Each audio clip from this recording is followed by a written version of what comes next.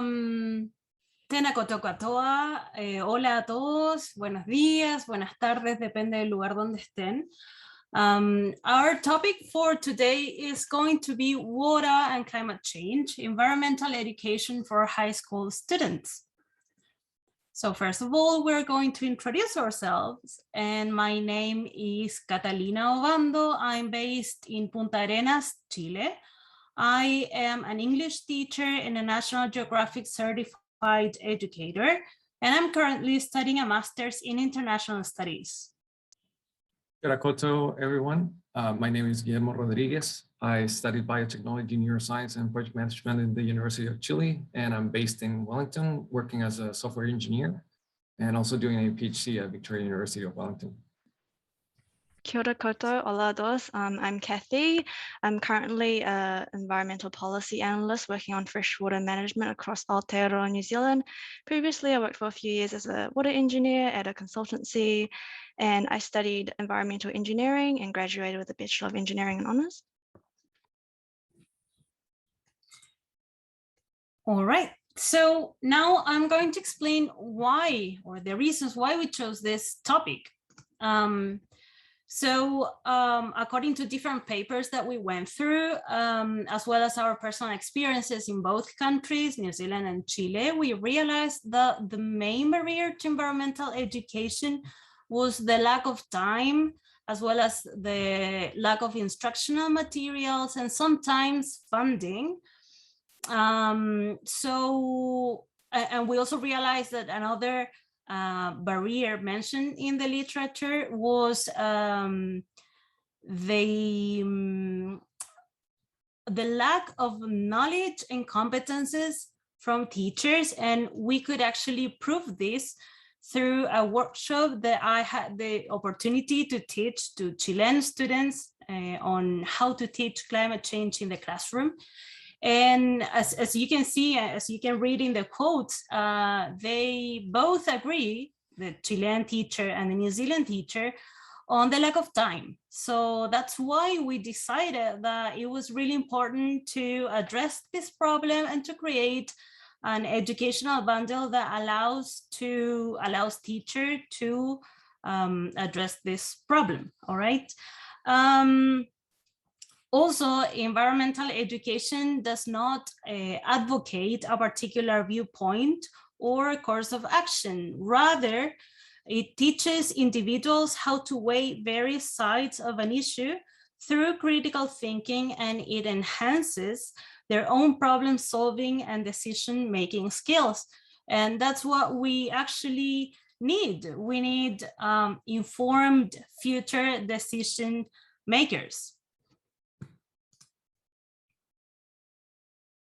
So now we're going to show you what we did during the workshops, and we actually hosted two interactive workshops. One for Latin American students.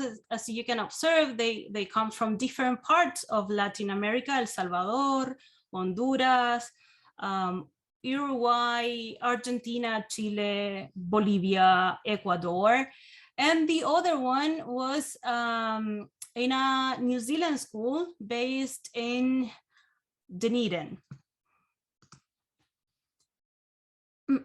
So in this workshop, we got very surprised because we were expecting to teach them about water scarcity and climate change, but actually they had the chance to share their own experiences, and we got really surprised. Even though I personally come from a Latin American country, I didn't know about these problems in other Latin American countries. So I will let you listen and judge yourselves. Yeah, when my friend was talking, I remember that here in Esipulas, this is a coffee producer place. So in fact, my family even makes a living with it. But there is this great river we share with Honduras and El Salvador. It is called Rio Lempa. But when producing coffee, there is this process in which they have to clean the pulp out of it. but it is too expensive to do it sustainably. So what people do is that they use the water from the river and they contaminate it because there's too much pulp and the plants cannot clean it. And when the river goes where it reaches Honduras, the water is already contaminated and the communities around there get affected. And even when you go near the river, it stinks and it's very sad. What coffee does your country produce? What do you mean with what coffee? Like, what brand? Yeah, what brand? For Starbucks and Nestle. Oh, all right. So after this, we held the second workshop in the New Zealand school. And here we could realize about the huge gap between both regions. Let's listen to what happened. I think we're coming from a pretty privileged position with not having personal experiences with a scarcity of water. There's a student saying his tank water sometimes that you have to get it filled up, Caleb, like you have to get your phone. Is it always full? Fortunate. Excellent. Guillermo? All right, so you could observe, you could listen to the big difference, and that's why we concluded that this topic it's really important to address, and we need to raise awareness in our students and the young people so that they can realize about different realities around the world.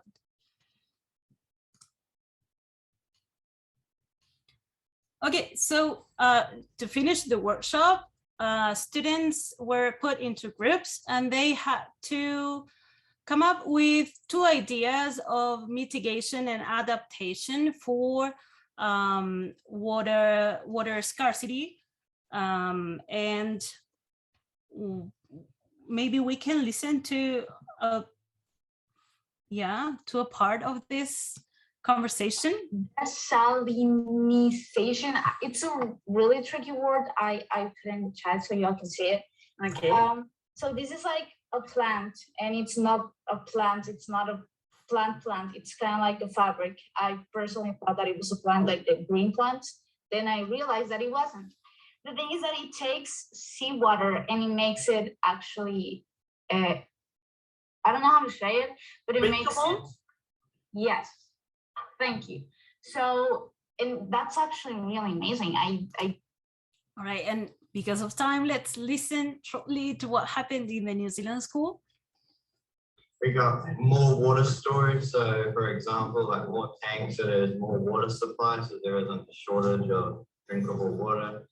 But also in recycling wastewater, so wastewater facility cleaning and reusing the wastewater so it's drinkable again.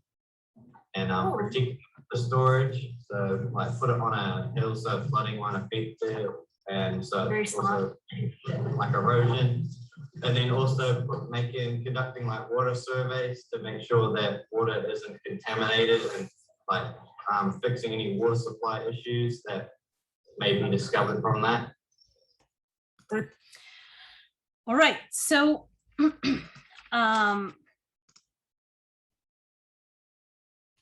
finally, I'm going to explain about the impact of these workshops on the students, and they actually sent us videos explaining about their own experiences and the impact that they had with this workshop. We decided not to show them, not because of time, but actually because of their safety, because you all know that in Latin America, activism, it's dangerous. So we prefer to keep their nicknames. And here you can read some quotes of what they shared with us.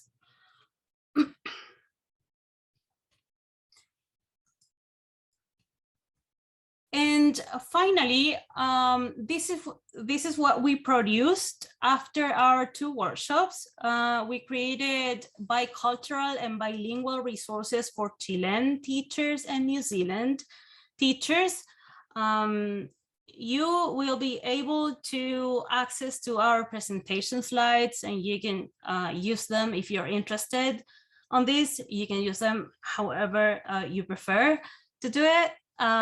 We also uploaded the video of the whole workshop, so you can see how we conducted it and the ideas of the students. We also created an infographic including all the ideas, experiences of the students and the solutions for water scarcity. And finally, because of our main problem was time, then we decided to create lesson plans both in English and Spanish, and with the objectives aligned with the syllabus and curriculum from New Zealand and Chile, with three follow-up activities. So that was our presentation. Thank you very much. And here you will have the link to access all of our resources, and I hope you enjoyed. So that's it. Thank you. Thank you. I want to be a high school student again and be part of one of your workshops. They look so great and fun at the same time. So thank you for your presentation.